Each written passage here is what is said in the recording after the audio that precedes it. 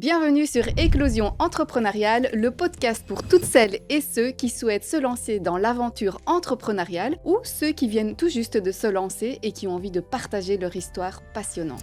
Je suis Sophie Lerson, entrepreneur depuis 2014. J'ai créé et géré 4 entreprises et je suis ici pour vous accompagner dans la formation et la structuration de votre projet. Chaque semaine, découvrez des parcours d'entrepreneurs, des conseils pratiques et des stratégies pour réussir et surmonter les défis entrepreneuriaux. Préparez-vous une bonne tasse de thé et rejoignez-nous pour un moment de partage et d'inspiration. Bonjour à tous et bienvenue Camille d'être avec nous.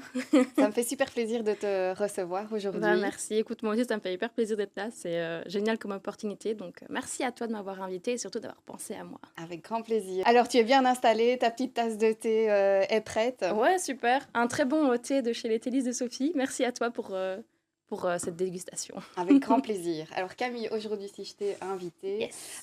c'est parce que je voulais parler de ton parcours entrepreneurial, puisque j'ai eu l'occasion de te rencontrer lors d'une formation à l'IFAPME Je monte ma boîte. Et j'avais envie de te mettre en avant pour que tu puisses raconter ton histoire, ton parcours et que ça puisse éventuellement inspirer d'autres personnes qui ont cette envie de créer, qui ont une petite idée dans la tête et qui ont envie, qui ont des craintes, qui ont des doutes, qui ont des envies, des rêves. Et j'ai envie de faire briller aussi leurs yeux comme les tiens brillent aujourd'hui. C'est gentil. Alors Camille, qu'est-ce que tu fais comme projet? Alors du coup, moi mon projet actuellement, donc, c'est de devenir ce qu'on appelle une socio-esthéticienne.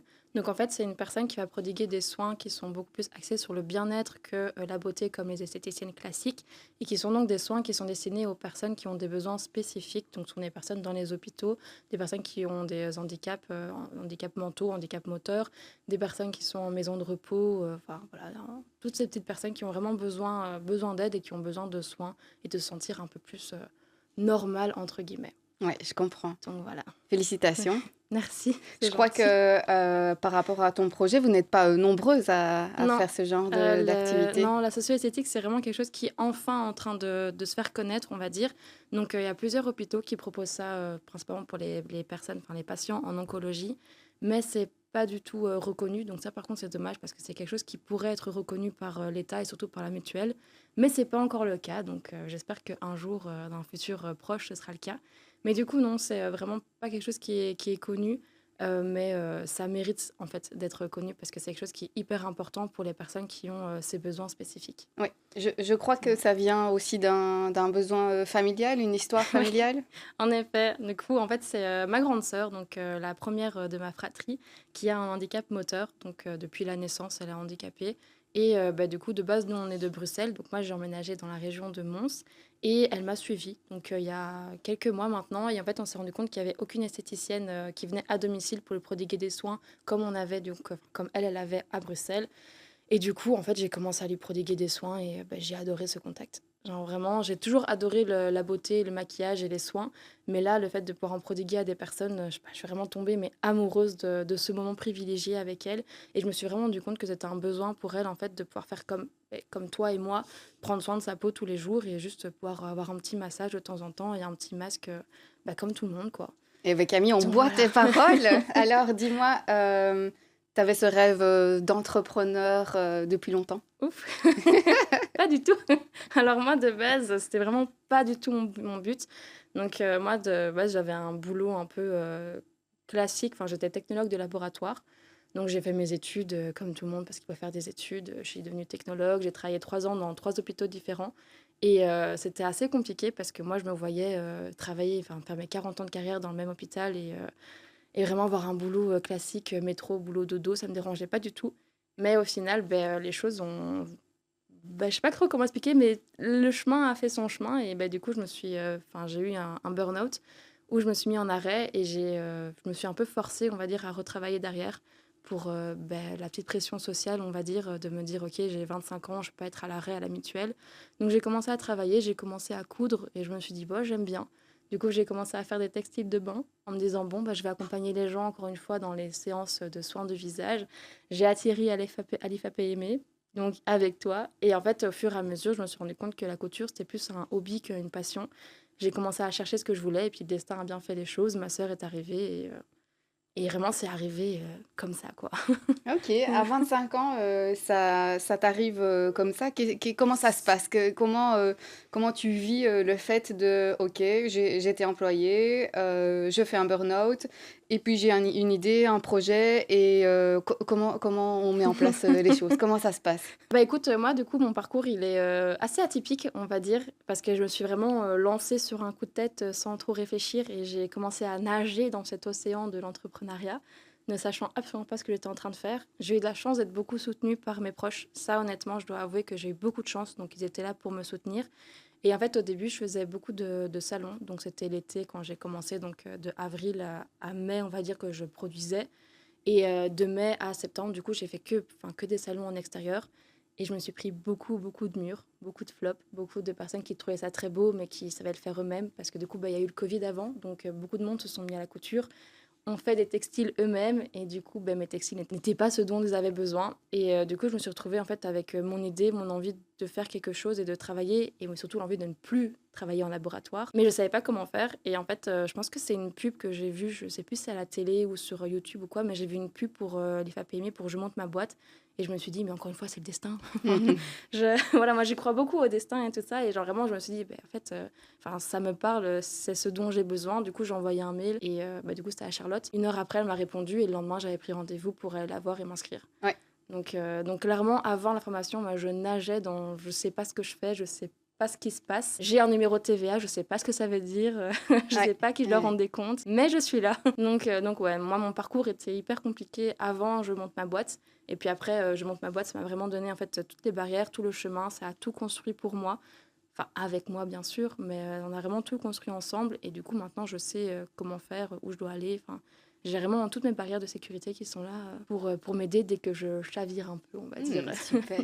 Donc, si je comprends bien, tu es partie vraiment avec ta motivation, ton envie, ton courage. Tu étais fort entourée par Ouais, ta famille, mais un peu de manque de structure, c'est ou ça. pas du tout Aucune. de structure. Aucune.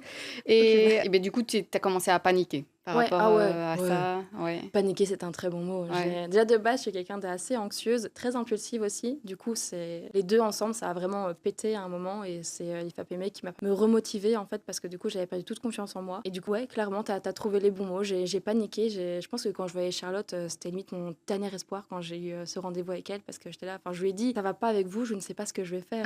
C'était vraiment, je sais pas où aller.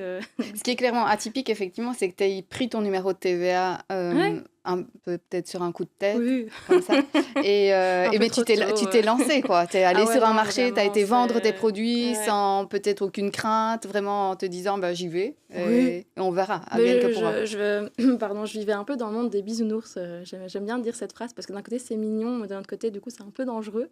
Mais ouais, je vivais vraiment dans le monde des bisounours où quand j'imaginais les salons, je me disais ouais, t'inquiète, il y aura plus de stock, Camille, il faut absolument que tu couses parce que t'auras plus de stock et tout. Mais au final, mon stock, Il est 10 ans, resté. ouais, voilà, il est resté quoi. Ouais. J'en avais un ou deux qui se vendaient, mais surtout que enfin le prix d'une de mes créations, allez, le panier moyen, donc ce qu'on avait vu ensemble. Moi, vraiment, le max du max, c'est 10 euros de ce que les gens achètent. Mais à côté, les tissus, je les ai achetés 600 euros. Donc, le ratio, il était pas bon.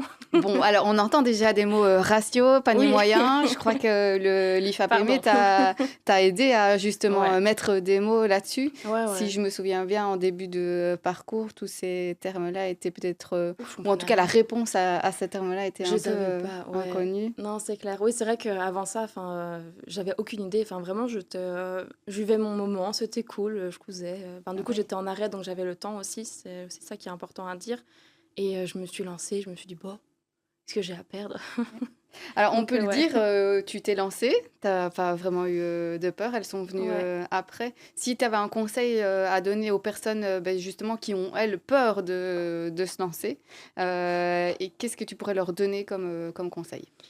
Alors c'est un peu compliqué sans être compliqué à dire, on va dire, parce que d'un côté j'ai envie de leur dire de pas faire comme moi et de pas me lancer juste sans réfléchir, parce que je regrette de m'être lancée aussitôt, Par contre, c'est le meilleur choix que j'ai fait de me lancer. Ça, c'est clair que je le regrette pas et que maintenant, jamais je me vois revenir en arrière. Vraiment, c'est hors de question pour moi et j'aime ce que je fais et j'aime ce que je vais devenir. Mais par contre, s'il y a vraiment un conseil que je peux donner, c'est vraiment de se renseigner par rapport aux aides qu'on peut avoir et par rapport au cadre, on va dire, légal à avoir. Enfin, je sais pas trop comment expliquer, mais toute la partie, enfin, tout le premier quadrille qu'on a eu avec l'IFAPME, donc je monte ma boîte, je trouve qu'elle est hyper importante avant de se lancer. Donc, c'est tout ce qui va être le business plan, tout ce qui va être les côtés légal, tout ce qui va être l'encadrement, les aides au niveau, les aides de la Belgique, que moi, du coup, j'ai pas pu avoir parce que ça faisait plus de 6 mois que je m'étais lancée. Ça, vraiment, je trouve que dès que tu gères tout ça, en fait, tu peux te lancer sans aucun souci. Oui. Et lancez-vous. Enfin, tant que tu essayes pas, tu peux pas savoir si ça fonctionne ou pas. Et au pire, qu'est-ce que tu rates? Bah, t'as perdu quelques mois de ta vie, quelques années, mais au moins t'as essayé. Donc vraiment, il faut se lancer, mais c'est bien d'avoir des petites bouées avant. Ouais, Parce je crois que qu'effectivement, avoir ouais, une idée de quelles sont les étapes dans la c'est création ça. de l'entreprise. Genre vraiment, je trouve que c'est important de savoir en fait quelles sont les étapes, avoir les objectifs, du coup gonfler un peu tes bouées toi-même, et puis une fois que tu as deux bouées, bah, c'est bon, tu risques rien, tu te lances, et au pire, bah, tu te fais un peu mal, mais tu te relèves quoi. Donc ouais, faut vraiment se lancer. Alors, au sein de Je monte ma boîte, t'as lancé une étude de marché. Oh oui, Tu as fait une analyse de la concurrence, ouais, établi j'ai fait beaucoup de choses.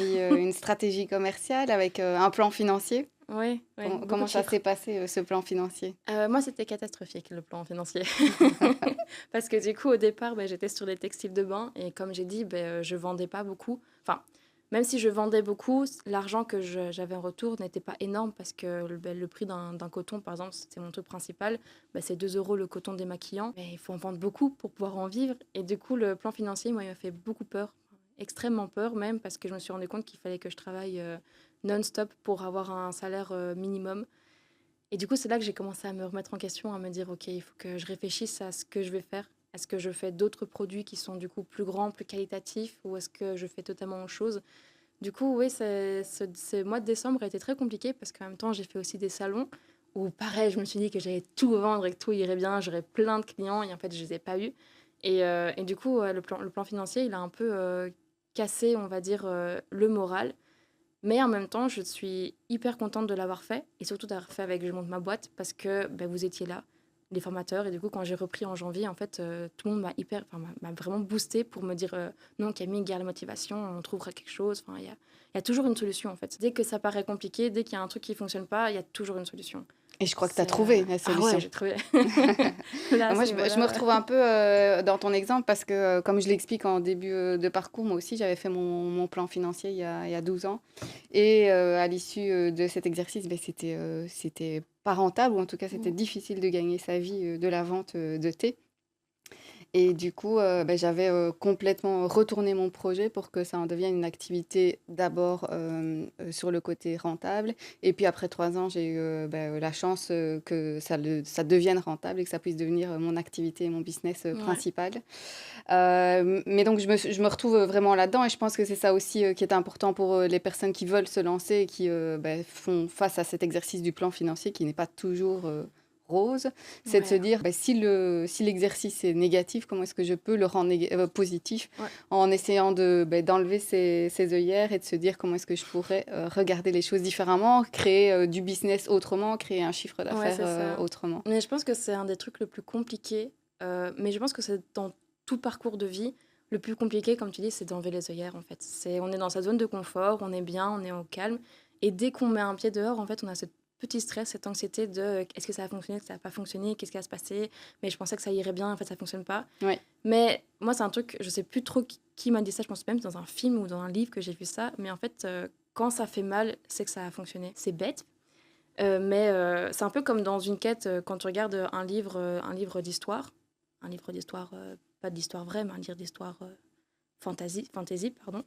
Ben, d'office, en fait, il y a des moments qui sont hyper difficiles. Enfin, le héros, il va pas réussir tout en un coup. Il y a des moments qui sont hyper compliqués. Mais à la fin, il y arrive. Donc, c'est normal, en fait, d'avoir des moments de peur, d'avoir des moments de difficulté, d'avoir des moments de doute. Mais il faut réussir, en fait, à sortir de ces moments de doute et prendre ça comme une force, en fait. Oui, et c'est quand on touche le fond qu'on va souvent chercher C'est les ça. meilleures solutions. Mais il faut faire attention, par contre, c'est de ne pas écouter son anxiété.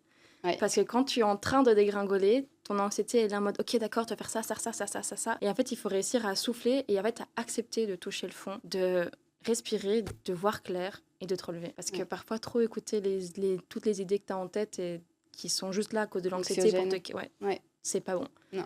Non, Non. vraiment, croyez-moi, c'est pas bon.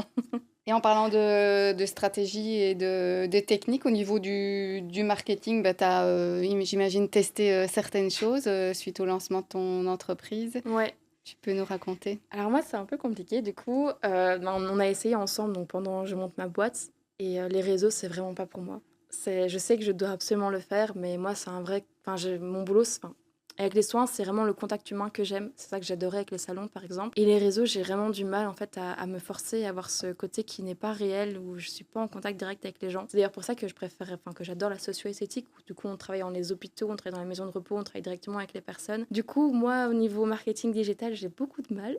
J'avoue que je suis dans le néant. J'essaye, mais je tiens pas un mois, donc je tiens pas assez longtemps pour voir si ça fonctionne ou pas. Du coup, je pourrais pas aider les personnes, mais ça, je sais que c'est vraiment moi à moi, parce que j'ai vraiment besoin d'un contact humain avec les personnes. Mais par contre, il y a d'autres personnes qui n'aiment pas du tout les réseaux, mais qui y arrivent à 100% sans aucun souci, et qui arrivent du coup à avoir ces complémentarités, parce que ça fonctionne pour eux, la manière dont ils le font. Mais moi, j'avoue que j'ai du mal.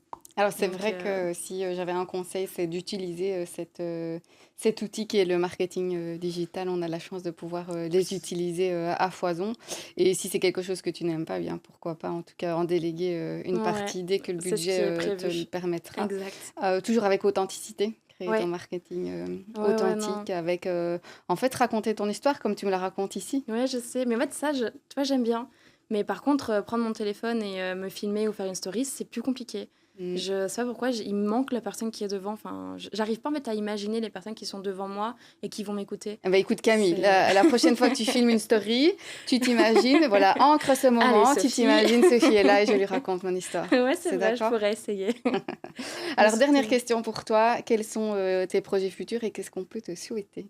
Alors du coup, moi, les projets futurs, j'ai un projet vraiment futur proche, on va dire. C'est du coup de finir mes formations socio-esthétiques et en maquillage et de pouvoir en vivre et de pouvoir du coup toucher le plus de monde possible. Voilà, enfin pour l'instant, c'est vraiment ce que je souhaite vraiment le plus pour moi, pouvoir travailler avec les enfants aussi parce que j'ai toujours adoré les enfants. Enfin, j'ai toujours travaillé avec des enfants et j'aimerais bien du coup pouvoir travailler avec des enfants défavorisés, avec des ASBL, leur donner un peu de sourire, faire des grimages pour les fêtes, pour Halloween ou ce genre de choses.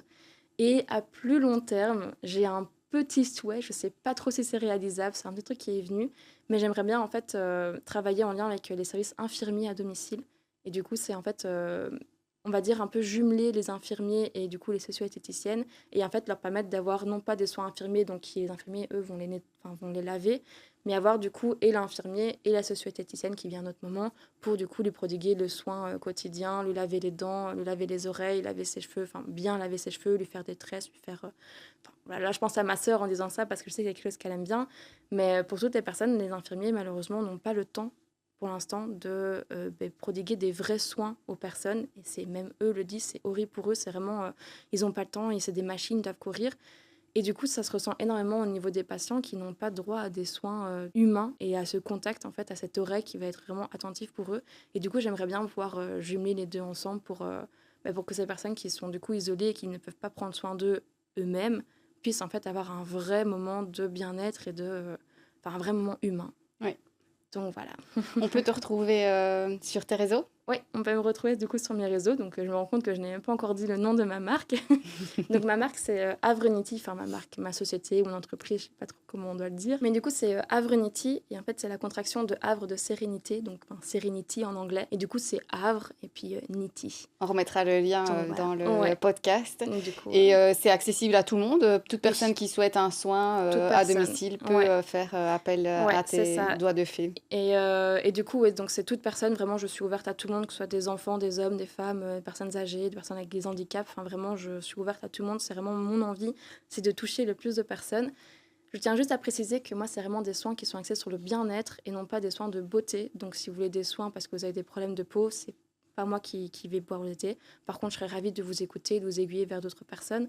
Mais moi, c'est vraiment des moments de bien-être et de détente, d'où Havre de sérénité, pour vraiment créer cette bulle de sérénité, donc chez vous. Eh ben, merci Camille d'être Merci à toi. venue et tu reviens quand tu veux. Avec grand plaisir, Et ça me puis- ferait vraiment plaisir. Tchin tchin. Tchin tchin.